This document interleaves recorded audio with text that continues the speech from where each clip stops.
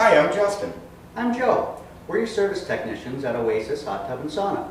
We'd like to help you resolve a no heat situation by possibly removing a dirty filter and resetting your heater. First, we're going to go over powering down your spa. These are two of the most common types of breaker boxes. The one right here is a 50 amp breaker. We're always going to want to push our test button first to power down the spa. In my hands, I have a 30 amp and 20 amp breaker. Pushing the test buttons again will also test these breakers to make sure that they're working properly. So it is recommended to do at least once a year. By pushing the test button, it should make that breaker trip. Similarly, you're going to do it to both of them so that both breakers are powered down. Some spas only have one filter. To remove that filter, all you have to do is take off the cap and physically remove the filter, taking it out of the spa completely. And other spas have multiple filters. The multiple filter spas actually have two different colored standpipes, a white, somewhat solid standpipe and a gray, hollow standpipe. You're going to want to remove the gray cap from the hollow standpipe, the standpipe that you use to fill the spa with, physically from the tub and out. And then remove the filter from the gray standpipe. You can take out all filters if you like, but specifically the one around the gray standpipe needs to be removed for resetting your heater. If your filter looks like this, you're most definitely going to want to clean it. This is one of the main causes for a no heat situation, and it'd be very easy for you to clean it. Just make sure you either do a spray on or a soaking cleaner and rinse it off real thorough before putting it back in your tub. A no heat situation or high limit trip on this display usually shows with a red power light flashing.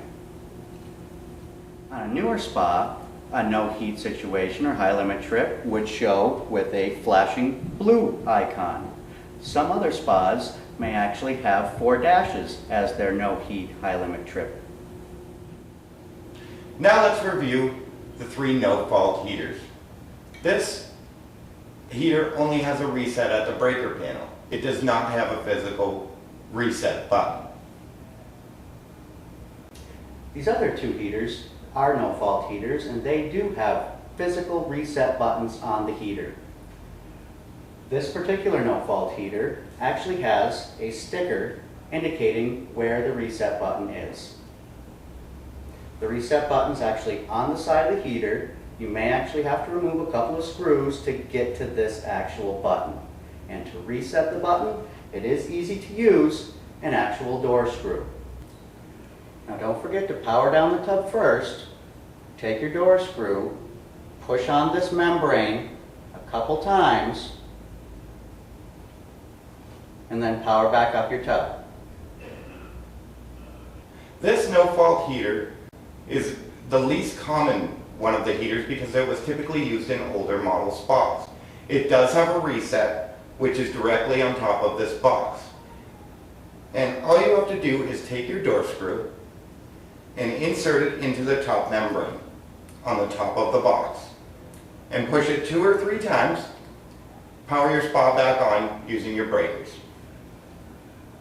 Now to power your spa back on with the 50 amp breaker, all you have to do is push the breaker up to power it back on.